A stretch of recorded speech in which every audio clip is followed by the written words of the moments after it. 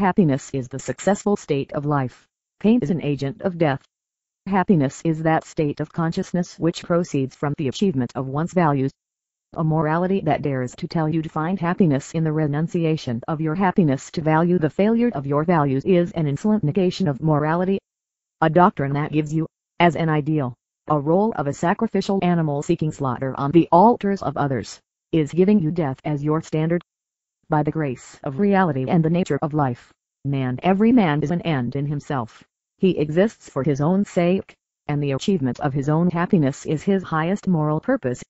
But neither life nor happiness can be achieved by the pursuit of irrational whims. Just as man is free to attempt to survive in any random manner, but will perish unless he lives as his nature requires, so he is free to seek his happiness in any mindless fraud, but the torture of frustration is all he will find, unless he seeks the happiness proper to man. The purpose of morality is to teach you, not to suffer and die, but to enjoy yourself and life. Sweep aside those parasites of subsidized classrooms, who live on the profits of the mind of others and proclaim that man needs no morality, no values, no code of behavior. They, who pose as scientists and claim that man is only an animal, do not grant him inclusion in the law of existence they have granted to the lotus of insects. They recognize that every living species has a way of survival demanded by its nature. They do not claim that a fish can live out of water or that a dog can live without its sense of smell, but man, they claim, the most complex of beings, man can survive in any way whatever. Man has no identity, no nature, and there's no practical reason why he cannot live with his means of survival destroyed, with his mind throttled and placed at the disposal of any orders they might care to issue. Sweep aside those hatred-eaten mystics, who pose as friends of humanity and preach that the highest virtue man can practice is to hold his own life as of no value. Do they tell you that the purpose of morality is to curb man's instinct of self-preservation? It is for the purpose of self-preservation that man needs a code of morality. The only man who desires to be moral is the man who desires to live. No, you do not have to live. It is your basic act of choice, but if you choose to live, you must live as a man by the work and the judgment of your mind. No, you do not have to live as a man, it is an act of moral choice. But you cannot live as anything else, and the alternative is that state of living death which you now see within you and around you, the state of a thing unfit for existence, no longer human and less than animal, a thing that knows nothing but pain and drags itself through its span of years in the agony of unthinking self-destruction. No, you do not have to think, it is an act of moral choice. But someone had to think to keep you alive. If you choose to default, you default on existence and you pass the deficit to some moral man, expecting him to sacrifice his good for the sake of letting you survive by your evil. No, you do not have to be a man, but today those who are not there any longer. I have removed your means of survival, your victims. If you wish to know how I have done it and what I told them to make them quit, you are hearing it now. I told them, in essence, the statement I am making tonight. They were men who had lived by my code, but had not known how great a virtue it represented. I made them see it. I brought them, not a re-evaluation, but only an identification of their values. We, the men of the mind, are now on strike against you in the name of a single axiom, which is the root of our moral code, just as the root of yours is the wish to escape it, the axiom that existence exists.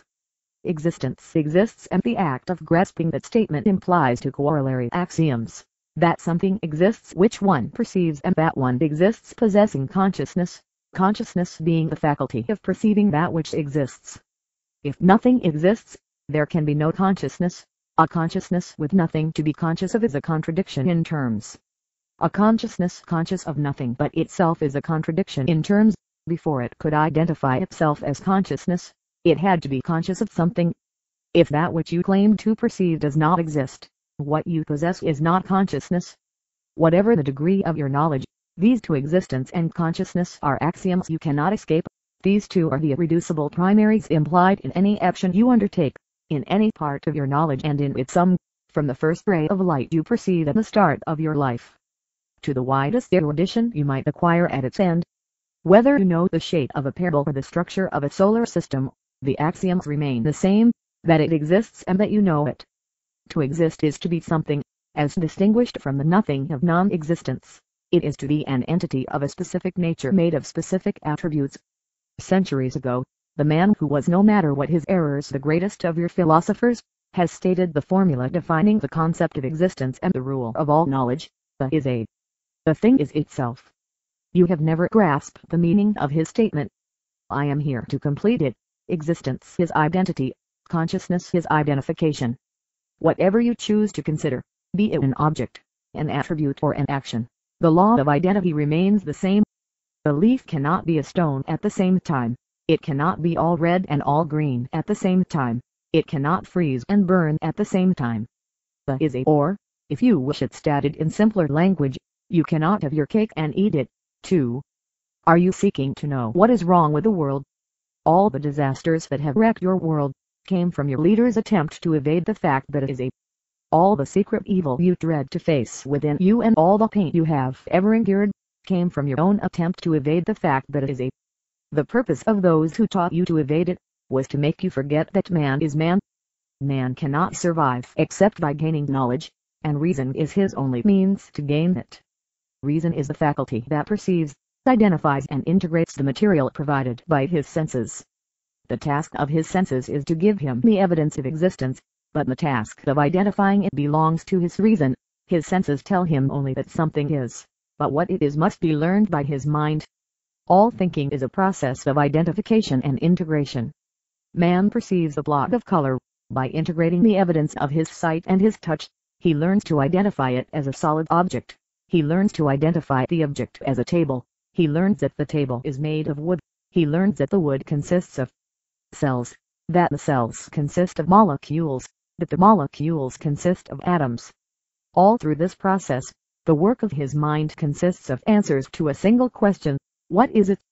His means to establish the truth of his answers is logic, and logic rests on the axiom that existence exists. Logic is the art of non-contradictory identification. The contradiction cannot exist. An atom is itself, and so is the universe.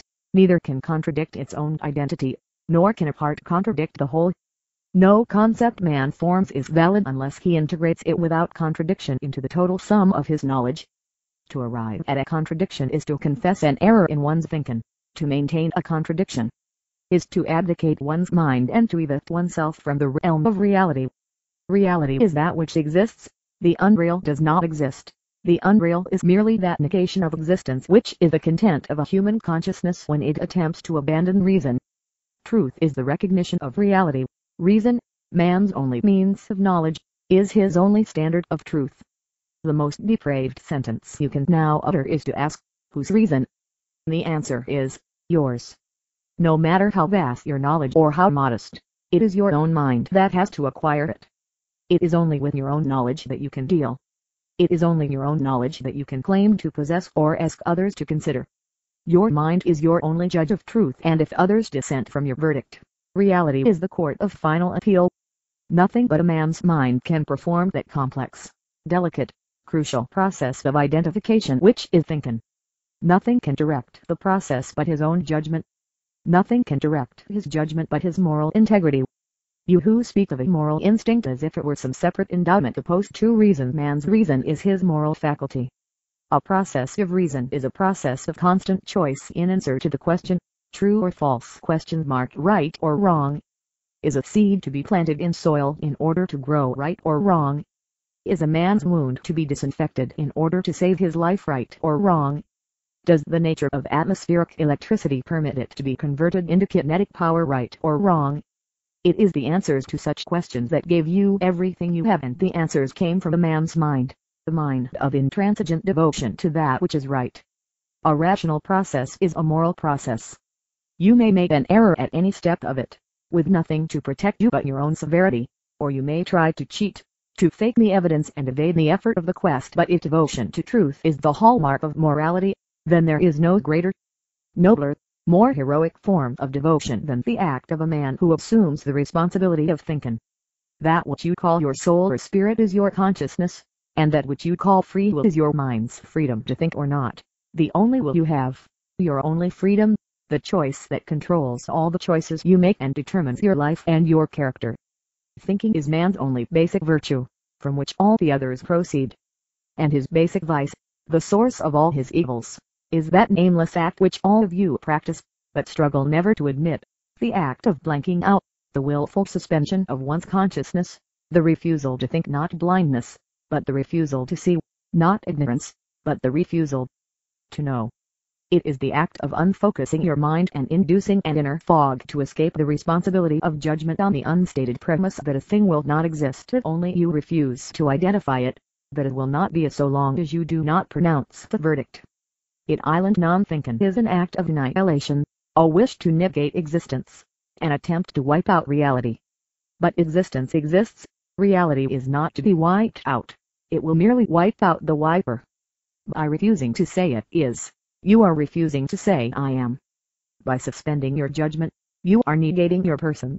When a man declares, "Who am I to know?" he is declaring, "Who am I to live?" This, in every hour and every issue, is your basic moral choice, thinking or non-thinking, existence or non-existence, day or non-day, entity or zero. To the extent to which a man is rational, life is the premise directing his actions. To the extent to which he is irrational, the premise directing his actions is death. You who prattle that morality is social and that man would need no morality on a desert island, it is on a desert island that he would need it most.